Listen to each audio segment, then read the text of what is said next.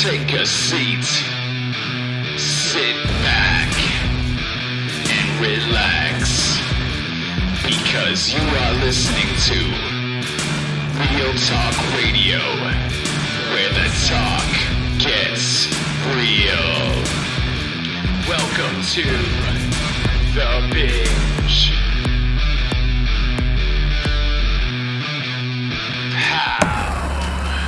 What is happening, everybody? This is your boy Justin JLB. Of course, this is Real Talk Radio, and we are here, folks. We are in the year of 2020. Hindsight is 2020. We are seeing 2020 in 2020. I'm Barbara Walters. This is 2020. We got all the cheesy 2020 jokes out of the way. So let's just talk about what we're here to talk about, ladies and gentlemen. And of course, that is binge-worthy stuff. And I just simply came across a new show on Netflix called The Circle. And this new show is basically a reality show that Netflix has put together or was produced by Netflix, and it surrounds 8 strangers who will never meet but are in a Big Brother like scenario where they're in each different apartment and they are talking. Well, they're not talking, however, but they are socializing through this app called The Circle, and everyone kind of creates their profile. It's kind of a sort of Big Brother meets modernized social apps, if you will. So they create each other's little profile. You can be who you say you are. You can be someone completely different. So it's 8 people, and essentially the premise of the show is if you are the most popular based on what you are writing, what you're saying, who you're socializing with, it's up to the guests to vote to see who is the most popular, and then you are going to be the influencer. There's 2 people who are the influencers, and then you are going to see who ultimately will get blocked from the circle, which is basically removed from the game.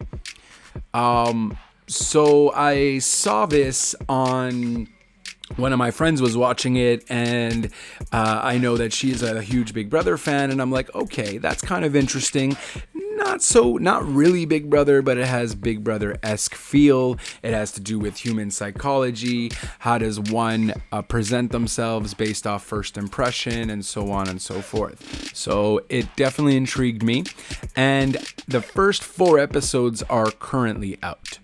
So they're going to release it like on every Wednesday kind of deal. So the first 4 episodes are out. Netflix just kind of released it like that. So you can have, again, they're at the new show. Take a look at the show, see if you like it. Give you a fresh 4 episodes just like that. And I binged it. At first I was kind of like wondering, okay, like it's kind of cool, but at the same time, right? Essentially, it's just surrounding the people that you're seeing are just in their apartment. So they're doing random stuff and just chilling, and then you get into a conversation.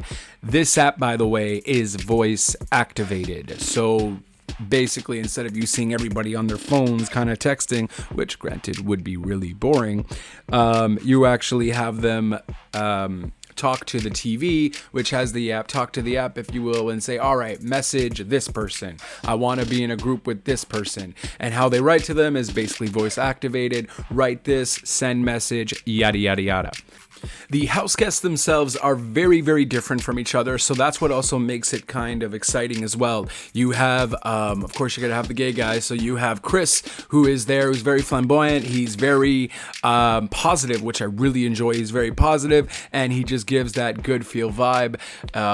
We also do have Antonio, who is a basketball player, kind of an athlete person, if you will, in that regard. Athletics won't get you anywhere really in this game, but he does seem to have a little suave to his flirtation. So different from obviously Chris. We also do have Joey, who's a Jersey boy, mama's boy, very New Jersey Italian, says yeah buddy a lot. So we kind of have the Jersey Shore there, if you will, as part of the crew as well. Who else do we got? We got Karyn, who is lesbian, but she is, however, playing someone different. She is not playing herself, Karyn. She's actually playing the character Mercedeze, who has a filtered image. It's not her, it's not her picture, it's a picture of a girl. I'm guessing it's someone she knows or someone she just created. So she is not playing herself, she is playing this character Mercedeze. So very different, that adds a little to it. We have Alana, who is the model, who's playing herself, she's not playing anyone. And yeah, so we have the model. We also have Sammy, who's very kind of the shy introvert, quiet girl, very simple, and yeah, there's just so many different variations of characters, and they're all meshing in this social media app. Oh, I almost forgot She-Bomb. She-Bomb, I believe it's She-Bomb. I should probably check that out, actually. Something like that. I know there's a bomb in there. Shabam, sorry. Shabam? Anyway, Shabam, who is the nerd. He's anti-social media. He's very nerd-like. He's of Indian descent, and however, he's very intelligent. However, he's not into the social media aspect. And just his plan is to be truthful, not fake, and kind of just be himself. So that's very different from, of course, Karyn, who is not playing herself. She is playing Mercedeze. Another person who isn't also playing themselves is actually a guy named Seaburn, who's actually playing his girlfriend Rebecca. So that's also very interesting, and it's kind of funny how we see Seaburn go into the girls' chats and talk, and he's just kind of like in there like, oh, this is what they're talking about. Gotta be careful too, right? Gotta act like a girl, and so on and so forth. So it's very interesting. It's interesting to see the parts that all these house guests play and how they kind of socialize with everybody. It's pretty spot on, to say the least. Yeah, and honestly, it's just 4 episodes in. I'm liking it so far. I'm gonna definitely watch the other 4. I don't know how they can further the game. They have little games here and there for the people to play, to ask a question anonymously. Geez, there we go. I got it through. Anonymously there. And yeah, so they do little various things where you can ask questions anonymously and see kind of who goes on. One little cool thing they do, once the person is blocked, gets eliminated, that person is able to go see someone else one time before that they leave, and then to see if they're a catfish, if you will. So that's kind of cool, and it kind of makes it all like, oh my god, because they can leave a video message afterwards. Not quite sure if they can actually mention who is catfishing technically, because they don't know who the person who was blocked is actually well, no, they know who the person is blocked is. However, they don't know who that person is going to see aside from the person that they saw. So pretty interesting. I really liked it as a reality show. I think Netflix did good on this, picking this up. It's very still intriguing and very today. You know, they took a concept where everyone kind of is doing it, especially people who are on social media. I mean, just look around. You have a bunch of people who are on their phones when you're walking down the street, and so on and so forth. So it's very today, very modernized. I feel like this could have been an episode on The Mirror in that regard, but it's very, very intriguing, because I think this is maybe one of the first shows that has adapted to how people are actually interacting today.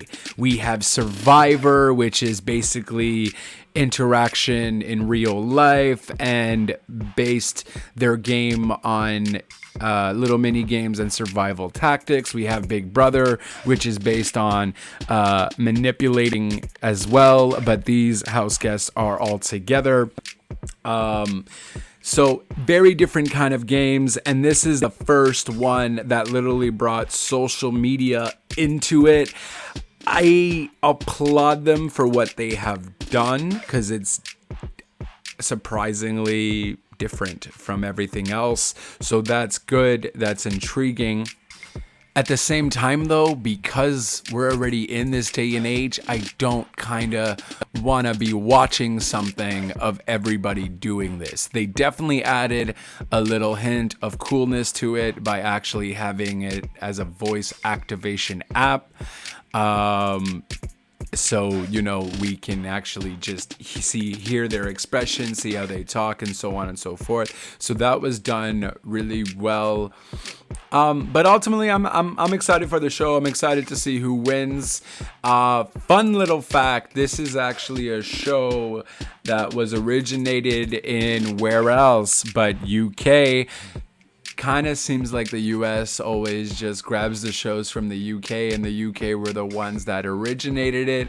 So kudos to UK for making such great shows, and kudos to the broadcasters in the States for bringing it here, because man, these people are creative.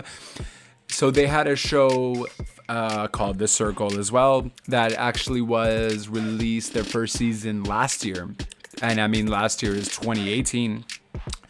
And it was the same kind of concept, however, it was on live TV. So it was a bit different there, and you actually had the viewers interact with the show, kind of like a Big Brother where you can vote on things and so on and so forth. Aside from that, though, no, I'm really liking the show. I think this was great on Netflix, as I mentioned.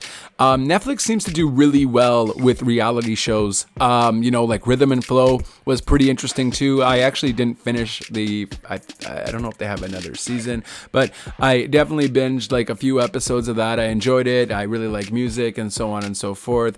You had great judges there as well. They seem to do pretty good with their TV shows of original content, as well as their reality shows. I think they're really spot on with that, and I think this was a good pickup. They also had that other game that was actually pretty fun. The name is escaping me. What is it? Awake. That's it. Awake, the $1 Million Game. So this is not necessarily, it's reality, I guess, but it's more of just a game, if you will. Basically, their contestants have to stay awake for 24 hours, and then they are given stuff to do in order to win $1 million. Pretty fun, neat concept as well. I don't think that's been done, at least in America, it hasn't been done. And I thought it was pretty interesting. So that was fun, but honestly, I think, I guess we can call RuPaul's Drag Race a reality show game for sure. But honestly, The Circle is pretty spot on. I'm really enjoying it so far. I don't know how they can evolve from this after this season, because it is new. But essentially, I feel like they would have to continuously be innovative in order for me to stay interested, and you would really have to get some bold characters out there, but I'm sure they know what they're doing. So the only thing is, obviously, this isn't live. The Netflix show, the season 1 has actually already been completely recorded, so there's no way to interact with them or anything like that. And surprisingly, there's not a lot of information out there on the show. Just basically message boards, Reddit users, and so on talking about the show, but there's no actual heck of a lot of info. But it is new. It's brand new in that regard. There's a bunch of info, obviously, on the UK version. Completely fine. Yeah, so great show. Just wanted to let you know that I was binge watching that. If you are a fan of Big Brother, you most certainly might like this. If you love, looking at the human psychology of things, seeing how people can interact with each other in this way, a more socialized interaction. If you're interested in how it has a lot of great messages. To be honest with you, it's a message of don't judge a book by its cover. We do see how these interactions can affect people, and ultimately that end game of when that person does get blocked and goes and talks to one person, and that one person can really then see, oh, hey, damn, I didn't realize, shouldn't have done that to you, and so on. It really takes it into perspective where that old adage of you shouldn't judge a book by its cover really comes into play. So that message is honestly a great message to have. And that social media, you know, you shouldn't also take social media so seriously. There is a world outside of social media, and that everything you see on social media can be made up. Hence is why I liked, Karyn playing Mercedeze and Seaburn playing Rebecca. You know, these are just fake profiles, and a lot of people are just strung to those fake profiles. And, you know, we really do see that, hey, you know, not everything on social media is real. This is also a great segue to why Catfish was so good, the TV show on MTV. I don't think they play anymore, but the show itself was amazing in the regards of, you know, showing how people online aren't necessarily who they claim to be. They put on an act. It's a character. They're playing a role. Some people might be who they say they are, and that's fine. And that's great. And that's how it should be. But ultimately, when you're behind a computer, you can be whoever you want to be, which can be great. But then, of course, we as humans use it for the wrong reasons. And Catfish was good with that, because we see people who were in a long distance relationship online, and then they finally meet up, and this person is not at all who they say they are. This person's of a different gender. This person is just manipulating other people and not actually in a full-fledged relationship with that one person. We see a lot of different sides to that, right? We see loyalty, disloyalty. We see abandonment. We see all different types of scenarios where these people are in different mindsets. You know, it's totally different. Just like how everyone is different, these people are very different as well, and the reasonings behind why they're doing what they're doing, their psyche, getting to know their psyche. Why did they take this route? Why did they spend all this time doing this? What is it that they're hiding from? Why would you waste someone's time in that regard? Essentially, the circle is kind of like that too, in a more interactive way, and you are also winning money at the end of it. I believe it was $1 million.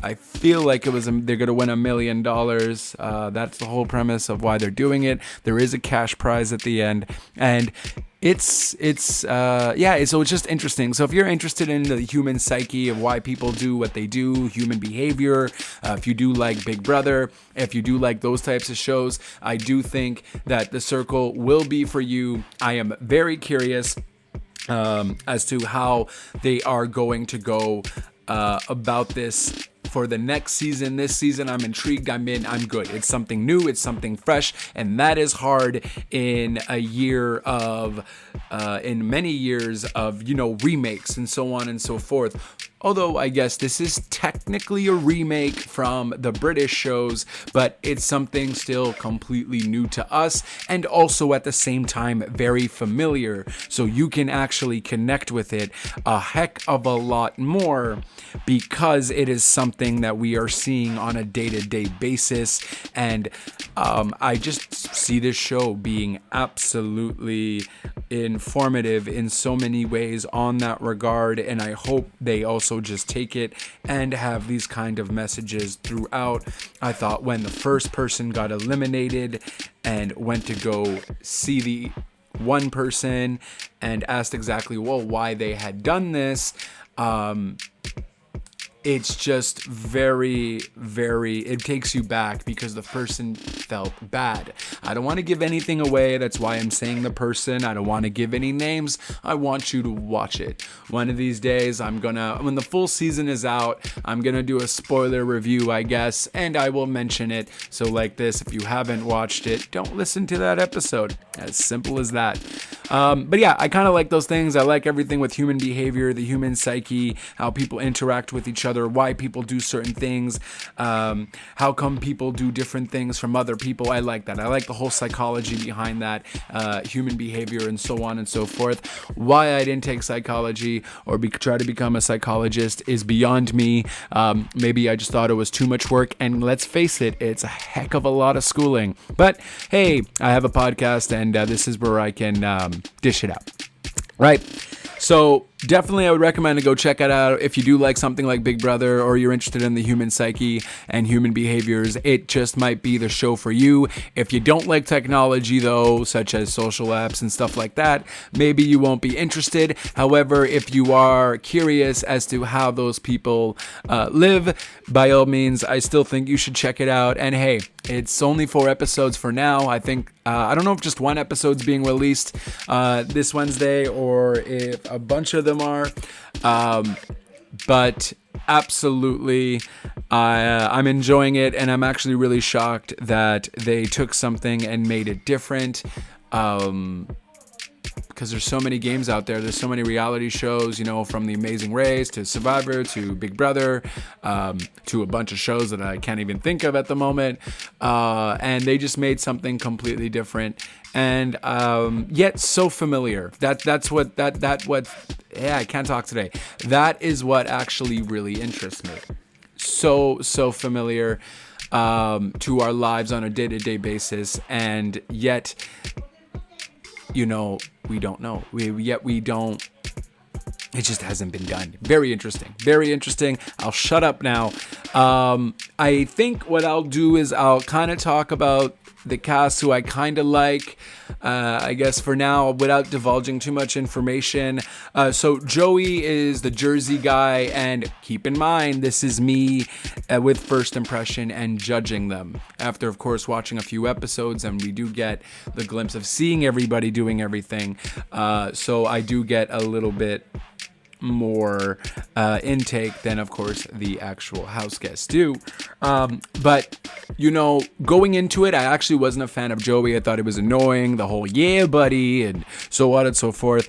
I thought it was a bit much, but going into the next few episodes, you know, I was like, oh man, this guy's actually a really nice guy. He's just very out there, you know, very just that personality trait. But it's not even a personality trait, just his character, if you will, as he is as a person from Jersey and so on. That's just who he is. And so even with that character, because I was kind of like, oh man, this guy's so annoying, he's so superficial, and so of course there is those things, but then you also see the kind-hearted side to him as well, and you're just kind of like, oh man, okay, you know, like, damn, maybe I shouldn't judge a book by its cover. And we have Chris, who's the flamboyant gay guy, and is just super positive. I don't know how I would be hanging out with the guy necessarily. Just maybe we wouldn't have things in common, but the dude has a good heart, and I think the guy is really awesome. Just a little out there for me. I'm a positive dude. It's just he's just a bit much, a bit too flamboyant for my liking, but who knows? Maybe we'd be good friends. Who knows? But you can tell I love his positivity, though. I absolutely love the guy's positivity. Nothing but positivity all around. But of course, you got to think, you know, it does seem like it's him, but how much of it is real still, right? You still kind of get that. Is he just pulling a character because he's on TV? Is he really all that positive in real life? And that's the kind of things that I like. So that's Chris. Pretty interesting. And honestly, I really like Shibam. Shibam is just that nerdy Indian kid who is not really into social media, and yet he's still kind of popular in the social media game. And he's just very truthful. He just says it like it is, and that's it. And yeah, so Sammy is also pretty interesting too. I like how she's kind of simple, but not. She's kind of an introvert and shy, but it seems like she also wouldn't be. Of course, this is just based off the show, but I don't know. I like her style. I like how she is. She seems chill. She seems kind-hearted. She works with autistic kids. So for a woman, anyone who's, works with kids who have challenges and so on, you have to have a kind heart. That's a very tough job to do. So I just appreciated her a heck of a lot more when I saw what she did as an occupation. And she just seems chill. She seems very, very chill. She might maybe even seem a bit crazy, but honestly, who isn't crazy at this point? And so that's it. That's my take on the 4 episodes that I did watch. I'm gonna definitely do a little review on it for the entire season when it's all out, when it's all said and done. But I definitely recommend you certainly check out The Circle. It is a good time, and there's a lot of shows out there. Netflix is coming out with a lot of things. I just recently watched the R. Kelly documentary as well. I am going to do my review on that on another podcast episode, just because I don't want it to be too long. Just wanted to express my feelings on what I thought about The Circle, and just in case if you were interested, it is on Netflix all around, so you can definitely check that out. And so that is it. That is all. Thank you once again for listening. Happy 2020. This is your boy Justin JLB, and this was The Binge, where we were reviewing The Circle, which is the new Netflix show. And that is it. That is all. Happy 2020 once again. Ciao for now. Take a seat. Sit back and relax. Because you are listening to Real Talk Radio, where the talk gets real. Welcome to The Binge.